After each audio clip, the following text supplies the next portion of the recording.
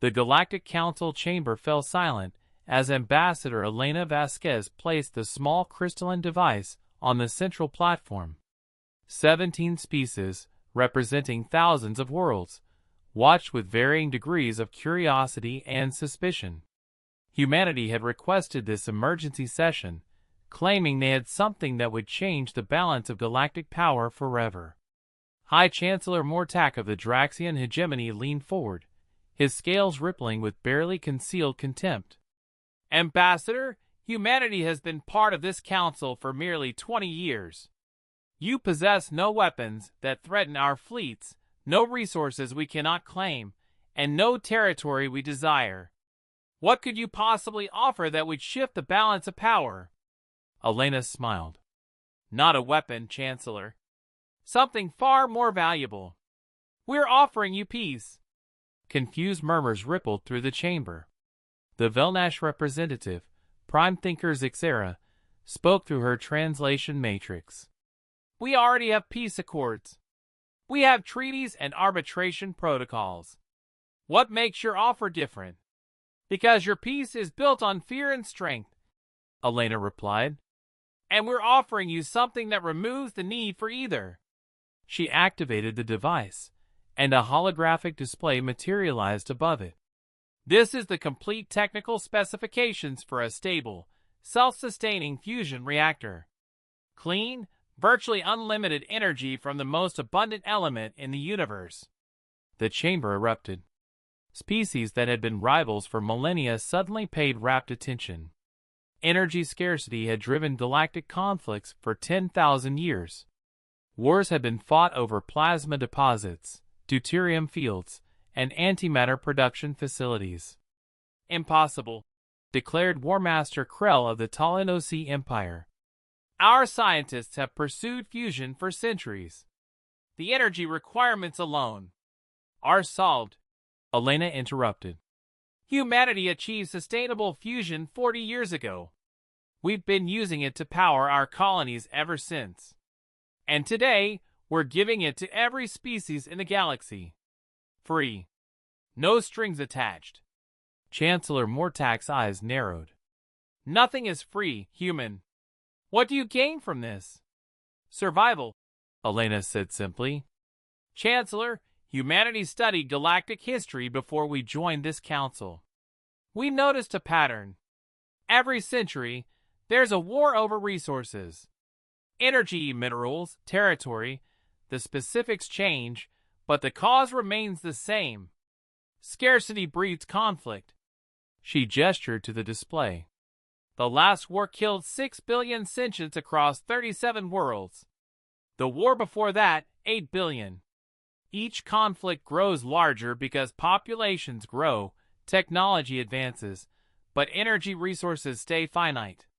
Eventually, one of these wars will consume the entire galaxy. Prime Thinker Zixera processed this information, her crystalline matrix pulsing. You're attempting to eliminate the primary cause of galactic warfare by removing energy scarcity entirely. Exactly. With fusion, every species can power their worlds, their ships, their industries without competing for limited resources.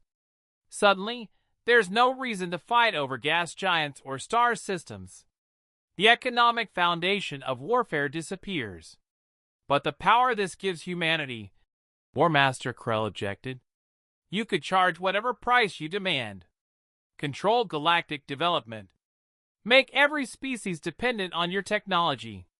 Elena shook her head. That's the point you're missing, War Master. We're not selling it. We're giving it away. Complete specs, no patents, no licensing fees. Any species can build these reactors with materials they already have. We're not creating dependency. We're creating abundance. The chamber fell silent as the implications settled over the assembled leaders. The Draxian Chancellor finally spoke, his voice uncertain for the first time in Elena's memory. Why? What human logic drives this decision? You could dominate the galactic economy. Because we learned something on Earth that apparently the galaxy hasn't figured out yet, Elena said. True power isn't making others dependent on you. True power is lifting everyone up so high that traditional conflicts become pointless. She pulled up historical data on her termo. Humanity spent thousands of years fighting over resources. Oil, water, fertile land.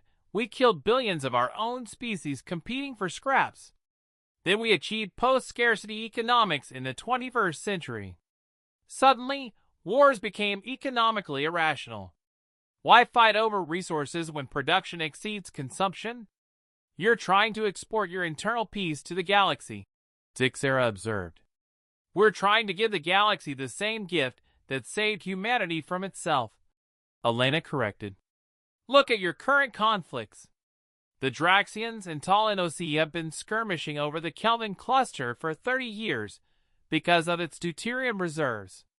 The Velnash and Kryn nearly went to war over mining rights in the Theta sector. With fusion, those conflicts become meaningless. The resources you're fighting over become obsolete. Chancellor Mortak stood, his massive frame dominating the chamber. And if we refuse? If we see this as a human plot to weaken our strategic positions? Then you continue as you have, Elena said. But consider this, humanity will still use fusion. Our colonies will still have unlimited clean energy.